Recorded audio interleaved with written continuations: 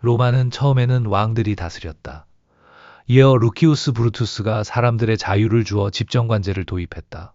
독재관제는 필요할 때만 임시로 발동할 수 있었고, 데켄비르라 하는 시민위원회의 권력은 2년을 넘기지 못했으며, 군사 호민관들이 집정관 권한을 행사한 체제도 오래가지 않았다.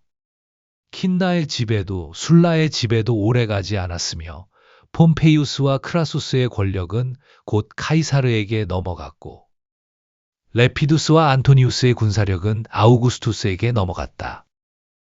아우구스투스는 내란으로 지친 세상을 프린캡스, 즉 제1인자라는 명칭 아래 자신의 지배 아래 놓았다. 옛 로마 백성의 흥망성쇠는 뛰어난 역사가들에 의해 기록되어 왔다. 아우구스투스의 시대를 서술할 만한 재능 있는 인물도 부족하지 않았으나 아첨이 만연해지면서 그들은 붓을 꺾어야 했다. 티베리우스, 가이우스, 클라우디우스와 네로의 기록은 그들이 권좌에 있을 때는 두려움 때문에 왜곡되었고 그들이 죽은 뒤에는 채 식지 않은 증오 속에 작성되었다. 이에 나는 아우구스투스에 대해서는 그 통치 말기의 몇 가지 사항만을 다루고 이어 티베리우스의 치세와 그 이후의 일들을 지금부터 기술하고자 한다. 노여움도 편견도 내게는 없다. 그 감정들로부터 나는 멀리 떨어져 있기 때문이다.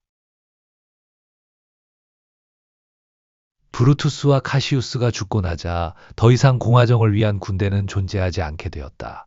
폼페이우스는 시칠리아에서 패배했고, 레피두스는 권좌에서 쫓겨났고, 안토니우스는 스스로 생을 마감했다. 이제 카이사르 파벌 내에서도 아우구스투스 외에는 남은 지도자가 없었다.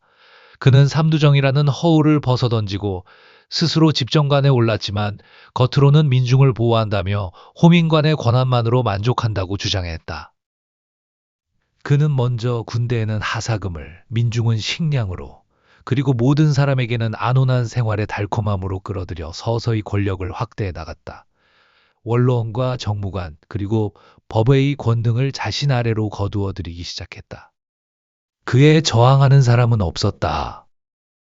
가장 용맹했던 이들은 전쟁이나 숙청으로 이미 죽었고, 남은 귀족들은 빠르게 복종할수록 그 재산과 명예가 더욱 높아졌다. 그는 새로운 체제 속에서 얻은 안정과 이익을 옛 체제의 위험한 자유보다 더 선호했다. 속주들 또한 이러한 변화를 거부하지 않았다. 권력자들의 대립과 정무관들의 탐욕 탓에 원로원과 민중의 지배를 불신하고 있었으며 법의 보호 또한 폭력과 매수, 그리고 마지막으로는 돈의 힘에 짓밟혀 무력해진 상태였기 때문이다. 한편 아우구스투스는 자신의 지배를 강화하기 위한 여러 장치를 마련했다. 누이의 아들인 어린 마르케루스를 사제직과 정무관직에 앉혔고 미천한 가문이었으나 승리의 동반자였던 마르쿠스 아그리파를 집정관직으로 2번이나 발탁해서 신분을 높여주었다. 마르케루스가 죽자 아그리파를 사위로 삼았으며 의붓 아들인 티베리우스와 드루수스에게도 군사령관의 칭호를 주어 격상시켰다. 그때까지 그의 가문은 여전히 온전했다. 아그리파에게서 태어난 가이우스와 루키우스는 아우구스투스의 가문에 들어와 아직 소년복을 벗기도 전에 청년들의 지도자라 불렸고 집정관으로 예정되었다. 겉으로는 사양하는 척했지만 실제로는 그 일을 매우 열망했다.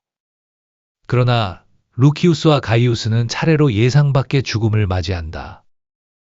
이것이 운명이었는지 아니면 계모 리비아의 간계에 의한 것이었는지는 알 수 없다.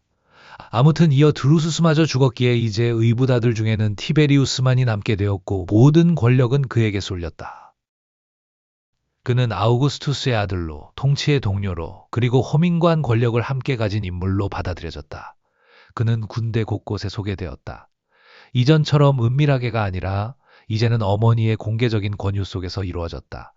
리비아는 늙은 아우구스투스를 완전히 장악하여 마침내 그의 유일한 손자인 아그리파 포스투무스를 플라나시아 섬으로 추방하게 만들었다. 그는 교양이 부족하고 물리력만 믿는 거칠고 어리석은 청년이었지만 유배될 만큼 특별한 범죄가 입증된 것은 없었다. 또한 드루수스의 아들 게르마니쿠스는 라인강에 있는 8개 군단의 지휘를 맡았고 티베리우스에게 입양되었다. 티베리우스에게 이미 친아들이 있었음에도 불구하고 그렇게 한 것은 권력의 기반을 더 넓히기 위해서였다. 그때 로마가 치르고 있던 전쟁은 게르만족과의 전쟁뿐이었다. 새로운 정복을 위한 것이 아니라 퀸틸리우스 바루스의 패배로 전멸당한 군단의 치욕을 씻기 위한 것이었다.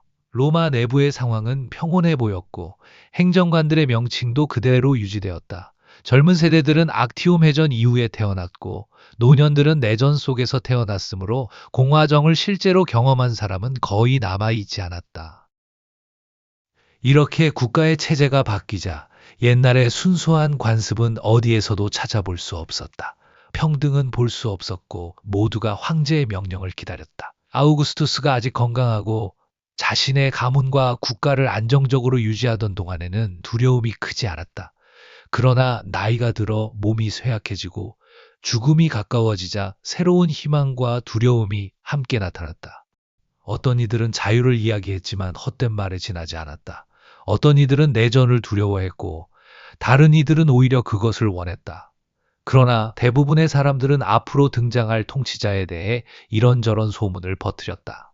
아그리파 포스투무스는 난폭했으며 부당한 대우에 대한 분노로 가득 차 있었지만 나이도 경험도 부족하여 그런 큰 권력을 감당할 수 없다고 말해줬다. 반면 티베리우스 네로는 나이도 들었고 전쟁에서도 능력을 증명했지만 클라우디우스 가문에 전해지는 오래된 오만함과 숨겨진 잔혹성이 있다는 평가도 있었다. 그것이 억눌려 있을 뿐 언젠가는 드러날 것이라는 소문이었다.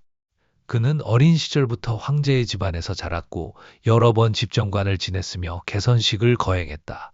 로도스에서 사실상 유배나 다름없던 생활을 하던 시기에도 분노와 위선 그리고 은밀한 욕망을 마음속에 품고 있었다는 말이 돌았다. 게다가 그의 어머니 리비아는 여성 특유의 권력욕을 가지고 있었다. 사람들은 로마가 결국 한 여인과 두 젊은이에게 복종하게 될 것이라고 말하기도 했다.